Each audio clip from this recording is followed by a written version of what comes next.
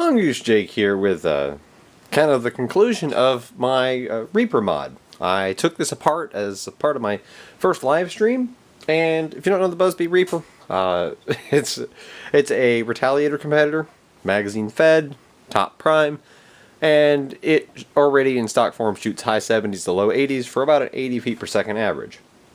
This is both a performance modification as well as a cosmetic modification, which I have never featured those on my channel, but I do them. This is my first full-on paint job, and I will reveal that here at the very end of the video, so stay tuned. But I'm going to show you exactly what I've done. First off, I have removed the lock, which the lock, like most Busby systems, is just a self-contained thing. Just pop it out. The trigger activates it by catching here, and once you remove it, it's simple. It's gone. You can put it back in. It's a drop-in unit, and outside of that you can see some spray painting, which I did multiple coats of that, and I also put a clear coat over. So that part of the blaster has been finished. I did a total of, I believe it was 7 coats in total, counting base, my actual colors, and then my clear coating. And I'm also going to install a Orange ModWorks 7 kilogram spring for the Retaliator, because the Retaliator shares a very similar spring size to the Reaper. They're not 100% exacts, but they're very close. The Reaper spring is slightly longer, but it's the Retaliator spring from, like, say, Worker, NF Strike, or Orange ModWorks is not. It's not short enough to where there'll be a spring rattle. And to go along with my spring, I did put the stock O-ring back in. It was in very good shape. This was not a heavily used blaster. I put 2 wraps of electrical tape to firm up the O-ring, and that's a very basic mod. I did remove the air restrictor, which on these does give a pretty good performance boost. Now, one thing, if you're going to do the electrical tape, test how many wraps you're going to do. I started out with about almost 4, and I removed a couple because it had too much friction. And then I put some of the very nice Orange ModWorks lubricant on, and that is my preferred choice to use, but that's ready to be reinstalled. I won't make you bear with it the entire installation, but a couple of key notes on a Reaper is to make sure that on this dart tooth, I have seen people say to not mod them because this dart tooth is a pain to deal with. It's really not. It's got a little torsion spring down there that you can lose. I dug up another one because I did actually, had mine bounce and go somewhere. Who knows where. But that is one thing that can happen and will happen to you. But for me, all I had to do was dig up another one and then get this in place. And the trick to making the Reaper a little bit easier to work with is to get all of this in place on this side of the shell, and then put it together. Don't try to work with it, because this actually, more of this post here that the dart tooth rides on, which my camera's not focusing, more of this post here, little metal post, I'll bring it closer. That metal post there, more of it fits on the right hand side of the shell than does on the actual mechanical side, the left hand side. But like, say for instance with this, let's get my spring here. This is your little torsion spring that is so easy to lose. All you have to do is make sure, here's your dart tooth, make sure this is fed on here, and I will not make you sit through this whole thing, so let's speed through, and then we'll catch up and I'll show you the finished product.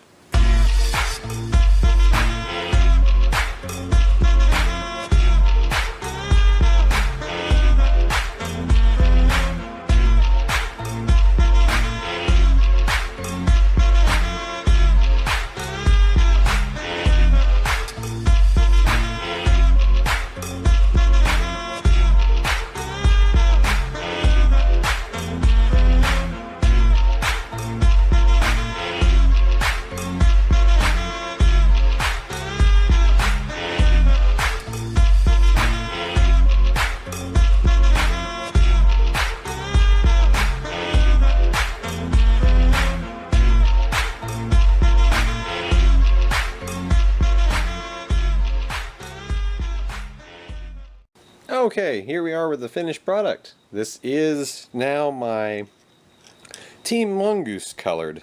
And for those of you who don't know where my name came from, that's actually from back when I raced Mongoose mountain bikes. But what you're looking at here is now representation of my favorite mountain bike company and team colors incorporated into a blaster. And yes, this will definitely be one of my personal use blasters for some of the Nerf wars that I'm going to be doing, especially at the Nerf arena we're going to attend. My youngest daughter broke her arm, so I had told her that we wouldn't go until she was ready. So I won't be doing any of that or filming it for about a month and a half or so, which actually works out perfect. That's when weather kind of turns south here in my area of the country, and it will end up being kind of chilly and rainy, so good time to play Nerf indoors. But this has been one of my use, and I kept it looking, nowhere near realistic. Lots of orange to incorporate in, but also with some touches of gray, which is very similar to Mongoose. But this is a custom version of one of my favorite blasters. The Busby Reaper is definitely up there. And I'm pretty happy to put this thing together. This thing, 7 kilograms of Orange Modworks spring. That will actually produce some pretty good results. Actually, we're going to go ahead and try it out on the chronograph. So I will set it up and we'll come back to that.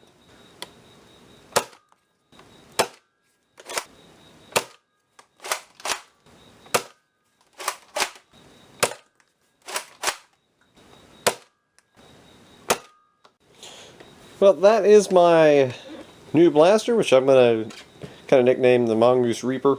Not necessarily because of my username here on YouTube, but because that's my inspiration for it. So that is my new personal, I might use it as a primary, but as my new personal blaster that I wanted to share with you guys here on my channel.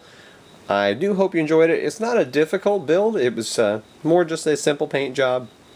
And, of course, then remove the locks, remove the air restrictor, toss in an Orange Modworks 7 kilogram spring, and call it a day.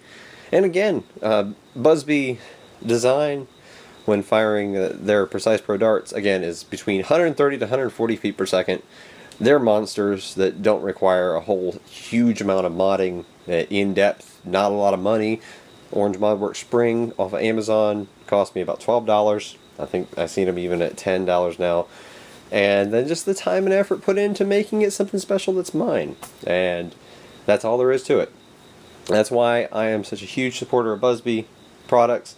Any of their blasters that you find that are using this same plunger tube and plunger with the spring powered system, they're all going to be like this. Modify them, paint them up how you want, put minimal money into it, and you could have something that's competitive. This could be competitive at a lot of local areas at 130 to 140 feet per second. I had a few shots even go up, almost hit 150. I wouldn't count on that though. But if 130 to 140 feet per second works, there you go. I hope you enjoyed this, and I hope you liked the finished product. This is something that's kind of special to me because of my ties to Mongoose, the bike company, and the fact that I raced their bikes. So this is kind of special for me, and I had a lot of fun doing it.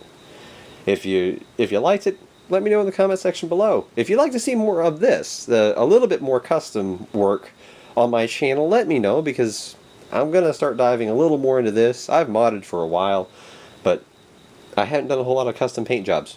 Actually, that's the first full paint job I've done. So let me know what you think. I'll take your feedback below. And again, I hope you enjoyed this.